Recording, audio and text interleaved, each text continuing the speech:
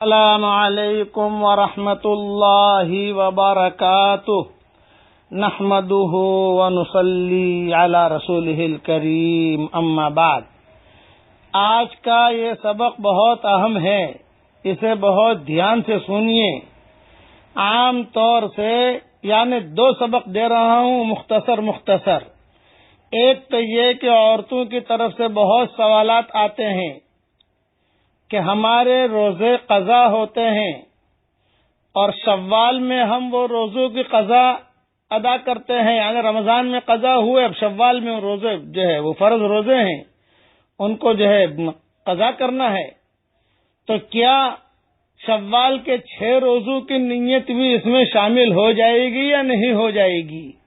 یہ سوال ہوتا ہے، 2 in 1 کرنا چاہتے ہیں۔ خلاصہ کلام یہ کہ ابھی قضا روزے کی نیت کر لیں تو اس میں قضا وہ فرض وہ بھی ادا ہو جائے، اور یہ شوال کا جو ثواب ہے وہ بھی مل جائے۔ اس کے بارے میں وضاحت سے سن لیں۔ روزوں کے اندر کئی نیتیں نہیں ہوتی، جو آپ پر فرض ہے، جو قضا کرنا ہے وہ آپ پہلے اسے ادا کر لیں، اس کی نیت کر لیں۔ اس کے اندر شوال کے 6 روزوں کا ثواب شامل نہیں ہوگا۔ شوال کے 6 روزے کا ثواب اگر آپ کو لینا ہے تو مستقل آپ کو الگ رکھنے ہوں گے۔ یہ نہیں ہے کہ 6 رکھ لیے تو 2 in 1 ہو جائے، یا روزوں کے اندر 2 in 1 نہیں ہوتا، 3 in 1 نہیں ہوتا۔ ہاں، وہ تو فرض ہے آپ کے اوپر جو قضا ہوا ہے، اس کے لیے آپ پہلے اسے ادا کر لیں، وہ ضروری ہے۔ پھر اگر آپ کی ہمت ہے تو 6 روزے شوال کے بھی الگ سے رکھ لیجئے آپ، اور اگر آپ کی ہمت نہیں ہے تو کوئی حرج کی بات نہیں۔ فرض تو فرض ہے، اس میں 2 نیتیں نہیں ہو سکتی ہیں، اس کا خاص خیال رکھنا۔ 2 نیتیں نہیں ہو سکتی کہ میرا فرض بھی ادا ہو جائے مولوی صاحب، اور یہ شوال کے 6 روزے کا فضیلت بھی مل جائے، نہ، وہ چیز الگ ہے، یہ چیز الگ ہے۔ ہاں، یہ شوال کے 6 روزے یہ تو سنتوں کے اندر آتے ہیں، نفلوں کے اندر آتے ہیں، بے رکھو تو بھی ٹھیک ہے، نہ رکھو تو بھی ٹھیک ہے، اس کے اندر ضم نہیں کیا جاتا۔ کوئی آدمی ظہر کی 4 رکعت فرض ادا کرے اور اس کے اندر سنت کی بھی نیت کر لے، یہ نہیں ہوتا۔ اس لیے اس چیز کا خاص خیال رکھیے کہ روزوں میں کئی نیتیں نہیں ہوتی، پہلے اپنا جو فرض ہے اس کو ادا کر دیجیے آپ اہتمام کے ساتھ، وہ اللہ کا حکم ہے۔ بعد میں فرصت ملے آپ کو، شوال کا مہینہ بہت 30 دن کا ہے ماشاءاللہ، تو 6 وہ اور 6 شوال کے روزے یہ الگ آپ کو رکھنے پڑیں گے، یہ بات ذہن میں رکھیں۔ دوسری ایک حدیث سن لیجئے۔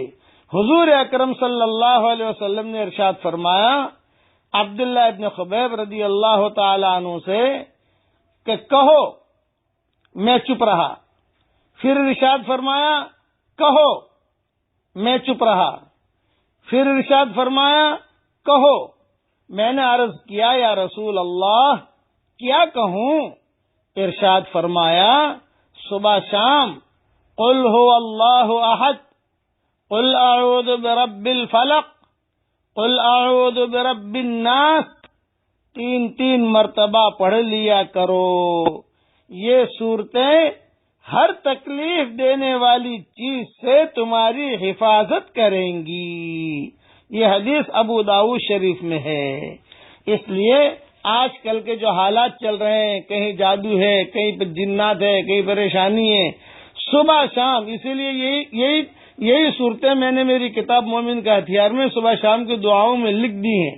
صبح شام ان صورتوں کا 3 مرتبہ پڑھنے کا اہتمام کیجیے، اپنے بچوں کی عادت ڈالیے۔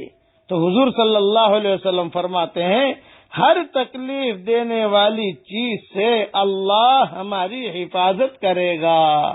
3 مرتبہ سورہ اخلاص پڑھنا ہے، 3 مرتبہ سورہ فلق پڑھنا ہے، 3 مرتبہ سورہ ناس پڑھنا ہے۔ اللہ تعالی ہم سب کو عمل کرنے کی توفیق عطا فرمائے۔ اور یہ شوال کے روزے اور قضا روزے کی تفصیل بھی میں نے کہہ دی ہے، اس لیے اس میں روزوں کے اندر کئی نیتیں نہیں چلتی، یہ مختصر مسئلہ اتنا یاد رکھنا۔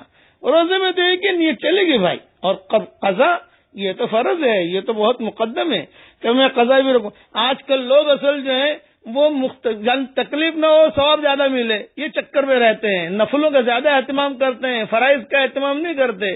ہاں، میں نے ایک مرتبہ قضا نمازوں کے بارے میں بیان میں کہا تو ایک بہت بڑے بلڈر صاحب میرے پاس آئے اور انہوں نے آ کر کہا کہ مولوی صاحب میری تو 20 سال 25 سال کی نماز قضا ہیں، تو مولوی صاحب میں مکہ مکرمہ چلا جاؤں اور وہاں حرم میں جا کر نماز پڑھ لوں تو ایک نماز کا تو وہاں سیدھا لاکھ کا حساب کتاب بنتا ہے، تو کیا میرے سارا ادا ہو جائے گا؟ میں نے کہا بھائی ایسا نہیں ہوتا، یہ چیزیں یہ اللہ کے جو احکامات ہیں وہ احکامات ہیں، وہ بدلے نہیں جاتے۔ اس لیے قضا روزے الگ رکھیے اور شوال کے 6 روزے الگ رکھیے۔